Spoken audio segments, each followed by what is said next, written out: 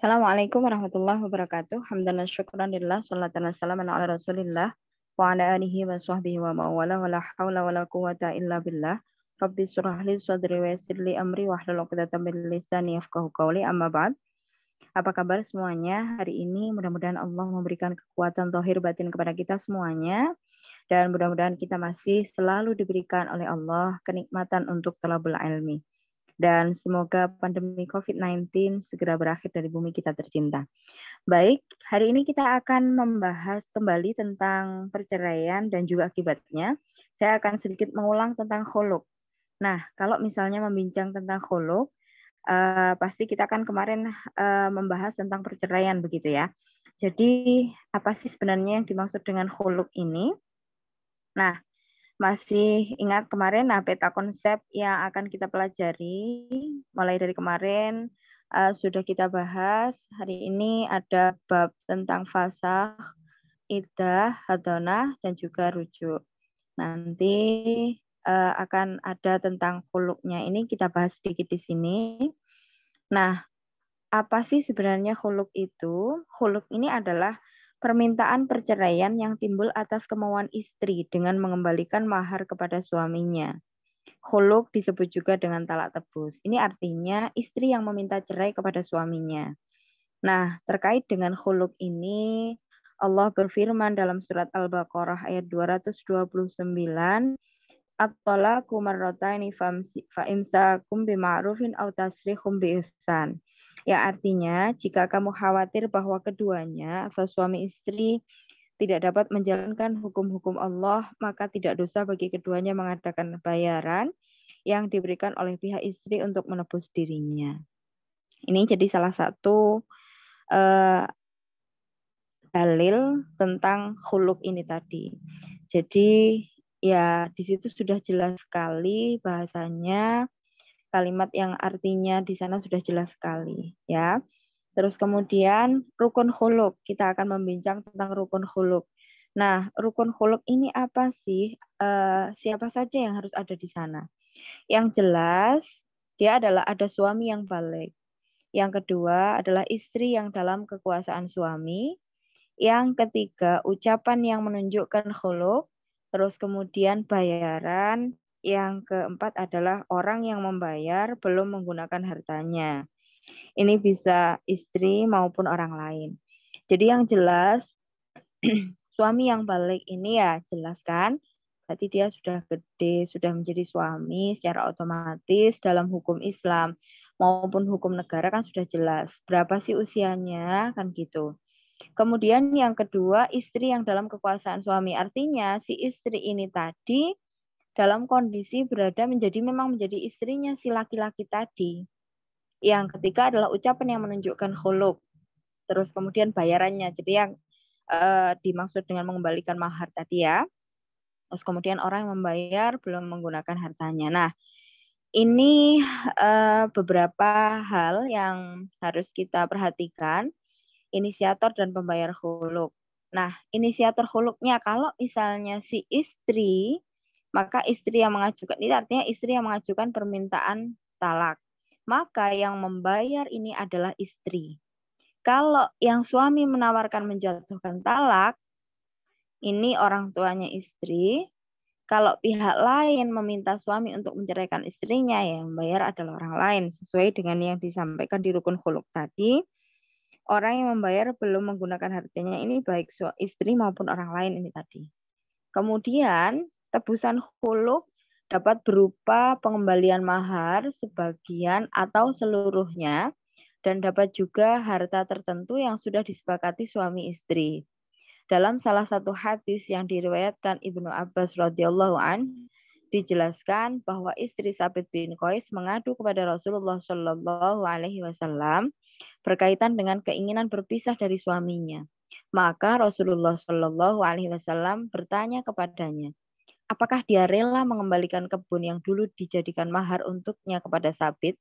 Dan kata istrinya Sabit itu mengatakan setuju. Maka Rasulullah pun menyampaikan kepada Sabit yang ini hadisnya yang langsung saya sebutkan artinya, istri Sabit bin Qais datang kepada Rasulullah Shallallahu Alaihi Wasallam dan berkata, wahai Rasulullah, Sabit bin Qais, aku tidak mencela akhlak dan agamanya, namun aku tidak ingin melakukan kekufuran dalam Islam.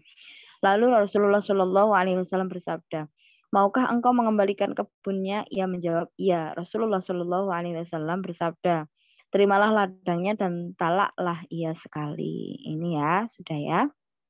Kemudian, adapun terkait besar kecilnya tebusan khuluk, ini para ulama berselisih pendapat.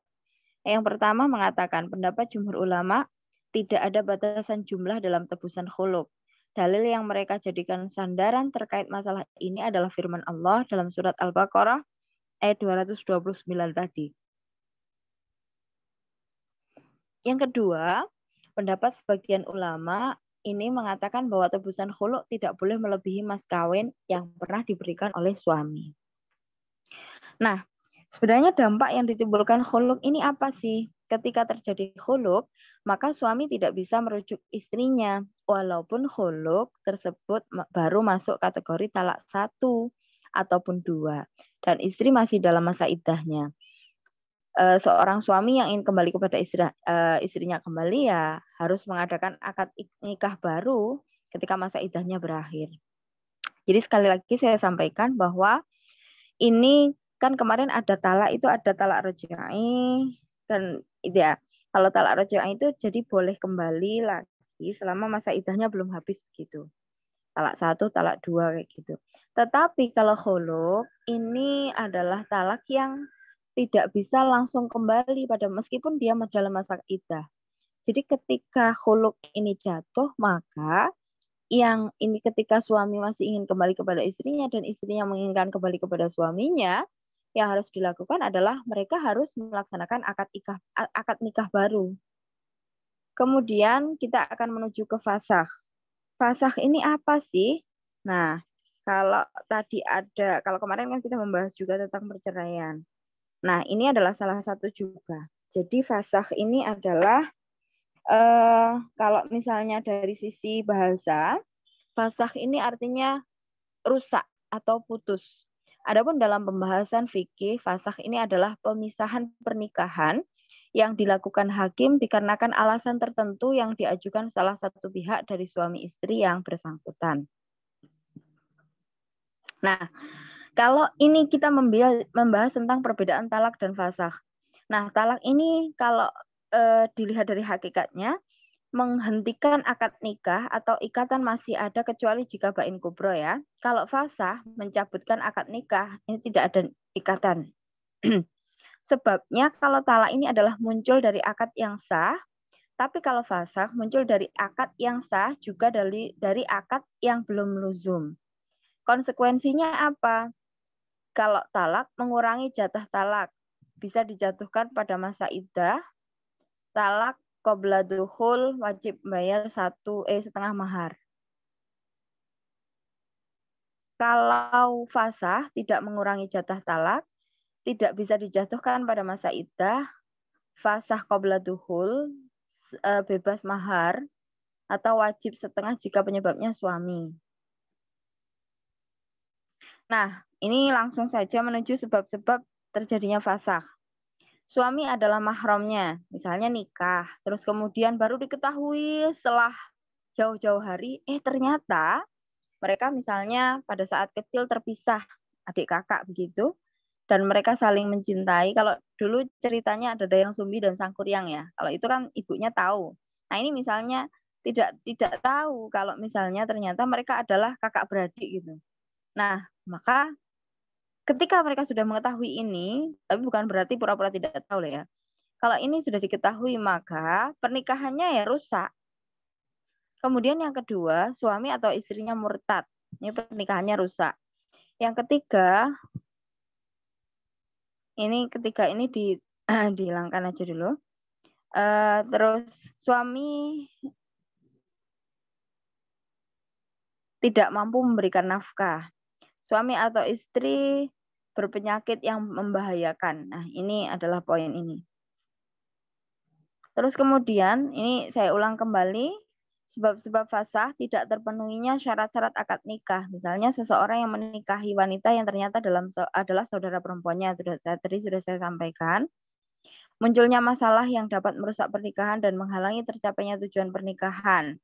Misalnya murtadnya salah satu, hilangnya suami dalam tempo waktu yang cukup lama, miskinnya seorang suami hingga tidak memberikan nafkah keluarga, dipenjarakan suaminya, dan beberapa hal lainnya.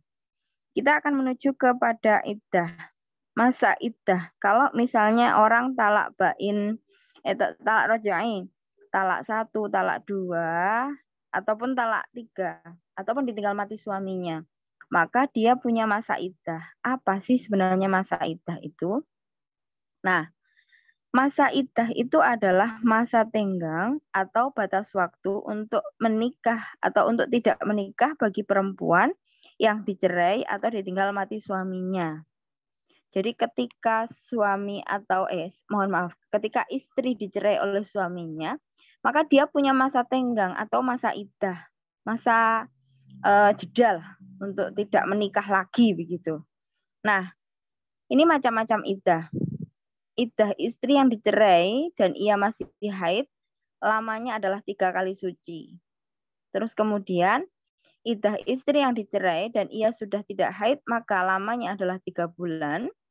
Yang ketiga, iddah istri yang ditinggal mati suaminya, ini adalah 4 bulan 10 hari bila ia tidak hamil. Dan kalau hamil kapan masa iddahnya? Ya sampai dia melahirkan. Yang keempat, iddah istri yang dicerai dalam keadaan hamil lamanya sampai melahirkan. Ini tadi, sesuai dengan atasnya tadi. Yang kelima, iddah istri yang ditinggal wafat suaminya dalam keadaan hamil, masa iddahnya menurut sebagian ulama adalah iddah hamil, yaitu sampai melahirkan. Kewajiban suami istri selama masa iddah. Nah, kita akan membincang tentang suaminya. Secara otomatis berarti ini bukan yang ditinggal mati suaminya ya, yang dicerai. Nah, suami yang mencerai istrinya berkewajiban memberi belanja dan tempat tinggal selama iddahnya belum berakhir. Sesuai dengan penjelasan singkatnya ini, perempuan yang dicerai dengan talak rojai berhak mendapatkan belanja dan tempat tinggal. Ini hadisnya yang artinya sesungguhnya tempat tinggal dan nafkah bagi orang yang bisa merujuk istrinya atau bagi istri yang bisa dirujuk. Jadi tempat tinggal dan nafkah ya, sekali lagi di atas sudah disampaikan adalah tempat tinggal dan nafkah. Selanjutnya perempuan yang ditalak bain dan ia dalam keadaan hamil berhak mendapatkan nafkah dan tempat tinggal. Istri ini sesuai dengan surat At-Talaq ayat 6. Jika istri-istri yang telah dicerai sedang hamil, berilah mereka uang belanja sampai mereka melahirkan. Perempuan yang ditalak bain dan tidak hamil berhak memperoleh tempat tinggal saja dan tidak berhak memperoleh belanja. Tempatkanlah mereka, para istri, di mana kamu bertempat tinggal menurut kemampuanmu dan janganlah kamu menyusahkan mereka untuk menyempitkan hati mereka. Sesuai dengan surat At-Talaq ayat 6. Jadi lanjutannya tadi ya. Perempuan yang ditinggal wafat suami, baik dalam kondisi hamil atau tidak, ia tidak berhak memperoleh uang belanja atau tempat tinggal karena ia mendapat warisan dari harta peninggalan suaminya. Terus kemudian kewajiban istri selama masa iddah apa? Wajib untuk menetap di rumah suaminya selama iddahnya belum berakhir. Jadi artinya dia stay at home kayak sekarang begitu. Tapi kalau sekarang kan rata-rata juga sudah menghilang. Ada beberapa yang memang tidak memenuhi aturan ini, tapi ada juga yang memang masih memegang aturan ini. Jadi tapi yang harus dilakukan adalah wanita yang dicerai suaminya wajib menetap di rumah suaminya selama iddahnya belum berakhir. Lalu bagaimana dengan perempuan-perempuan yang bekerja, perempuan-perempuan yang memang harus punya kewajiban memenuhi nafkah atau apapun sekarang terikat kerja ya. Ini tadi dia harus benar-benar menjaga untuk tidak menikah lagi seperti itu. Nah, tapi di dalam surat At-Talaq ayat 1 ini dijelaskan la tukhrijuhunna min buyutihinna wa la yakhrujna illa ayatina bifahishatin mubayyinah. Nah, jangan kamu keluarkan mereka, istri-istri yang telah cerai dari rumah mereka, dan janganlah mereka diizinkan keluar kecuali kalau mereka mengerjakan perbuatan keji yang terang.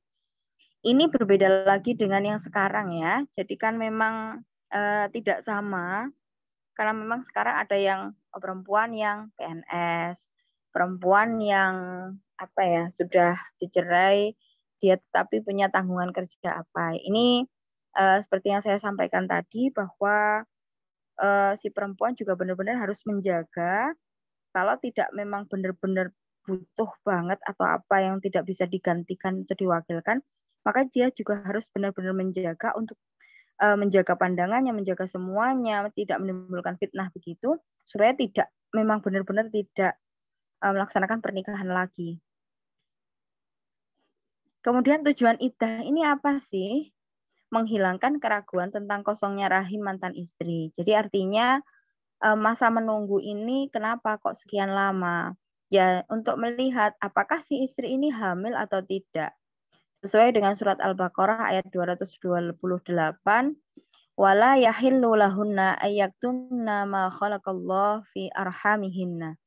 Dan para suami yang lebih berhak merujuk bekas istri mereka itu dalam masa jika mereka para suami menghendaki damai. Nah, ini tadi salah satu tujuannya. Yang kedua, untuk menjaga perasaan keluarga mantan suami yang sedang berkabung. Ini terkait dengan iddah wanita yang ditinggal suaminya ya. Nah, sekarang kita akan menuju ke hadanah. Apa sih sebenarnya? Nah, kalau misalnya membincang tentang hadanah, sebagai akibat dari perceraian dalam rumah tangga ini, maka efeknya adalah bagi mereka yang mempunyai keturunan. Dan sudah saya sampaikan kemarin salah satu judul dari materi kita ini adalah perceraian dan dampaknya ya. Jika anak keturunan masih di bawah umur, maka ada kewajiban dan hak yang dilakukan oleh pihak kedua orang tua. Lalu siapakah yang paling berhak mendidiknya? Sehingga konsep hadanah ini hadir dalam pembahasan yang akan kita bahas ini. Nah, hadanah sendiri ini adalah secara etimologi menggendong, pinggang, menggendong ya. Terus kalau secara terminologi pengasuhan atau memelihara, mengatur dan mendidik pihak yang belum bisa hidup mandiri seperti anak kecil atau dewasa namun terganggu akalnya. Menurut Malikiyah untuk laki-laki hanya sampai dewasa meskipun gila atau pikun. Nah, hukumnya hadanah ini adalah wajib karena meninggalkan pengurusan akan menimbulkan kerusakan. Hadanah bagi para pengurus dan menguasai nisbat kepada anak kecil, maka yang paling berhak adalah ibunya. Jadi kalau misalnya anaknya itu masih kecil, masih bayi, karena dia masih dalam kondisi disusui ibunya, maka yang paling berhak itu adalah ibunya. Nah, jika sudah mencapai usia tertentu, beralih kepada bapaknya, karena lebih mampu dalam mengayomi dan mengarahkan. Nah, sebagai ini tadi, syarat-syarat hadanah sendiri adalah berakal, beragama, merdeka, balik, mampu mendidik, dan juga amanah. Tahap-tahapnya, jika suami istri bercerai, maka kepengurusan anak mengikuti aturan sebagaimana berikut. Jika anak masih kecil dalam pangkuan ibunya, maka ibu lebih berhak memeliharanya. Kemudian anak yang sudah dapat bekerja, pemeliharaannya dipasrahkan kepada anak tersebut. Apakah ia akan memilih ibunya atau bapaknya? Ia bebas dalam pilihannya tersebut. Nah, kita akan menuju ke bab rujuk. Pengertiannya, rujuk itu apa sih? Kan kembali ya. Jadi rujuknya, ini pengertiannya sendiri adalah kembalinya suami kepada istrinya yang telah dicerai bila istrinya masih dalam masa iddah. Jadi ketika dia dicerai talak 1, talak 2, maka ketika suaminya ingin rujuk atau kembali kepada istrinya, ya langsung saja enggak bisa itu. Kemudian, tapi dengan akad ya. Terus kemudian Allah berfirman, wa idza talaqtumun nisaa fabalagna ajalahunna faamsikuhunna bima'ruf. Yang artinya apabila kamu menceraikan istri-istrimu lalu mereka menghendaki akhir iddahnya maka rujuklah mereka dengan cara yang baik pula. Nah, rujuk ini jika istri diceraikan dengan talak 1 atau 2 selepas persetujuan maka ia boleh dirujuki dan ada iddah. Nah, tadi dalilnya. Nah, jika istri diceraikan dengan talak 3 maka tidak ada rujuk, tapi ada iddahnya. Tetap ada iddah tapi tidak bisa rujuk. Ya sama dengan khulu ini tadi. Dia punya masa iddah tapi tidak punya masa rujuk gitu kayak. Tidak ada kesempatan rujuk. Nah, hukum rujuk sendiri, hukum asal rujuk adalah boleh. Kemudian dapat berkembang sesudah dengan keadaan yang mengiringi proses rujuk tersebut. Rangkumannya seperti ini. Kalau hukumnya, jadi hukum itu akan haram apabila rujuk mengakibatkan kerugian atau kemadharatan di pihak istri. Nah, makruh apabila bercerai lebih manfaat daripada rujuk. Kalau sunnah apabila rujuk lebih bermanfaat dibanding meneruskan perceraian. Nah, akan menjadi wajib. Hukum ini dikhususkan bagi laki-laki yang beristri lebih dari satu jika salah seorang ditalak sebelum gilirannya disempurnakan. Nah, syarat dan rukun rujuknya untuk istri apabila sudah pernah dicampuri. Yang kedua, talak yang dijatuhkan adalah talak rojoi. Yang ketiga adalah dalam masa iddah. Nah, untuk suami apabila dia Islam, balik, berakal, dan juga tidak dipaksa. Kemudian sigot atau ucapan rujuk dari suami ini gimana? Sigot rujuk yang diucapkan suami kepada istrinya bisa bernada tegas dan juga bisa bernada sindiran. Untuk sigot rujuk dengan nada sindiran dibutuhkan niat hingga benar-benar bisa dideteksi bahwa sang suami telah benar-benar meminta kembali istrinya. Nah, saksi dalam masalah rujuk ini gimana? Saksi dalam rujuk sama dengan saksi dalam talak, yaitu 2 orang laki-laki yang adil. Nah, seperti itu yang bisa saya sampaikan. Mudah-mudahan manfaat dan barokah. Sampai ketemu lagi di materi berikutnya. Wallahul muwaffiq ila aqwamit thoriq. Wassalamualaikum warahmatullahi wabarakatuh.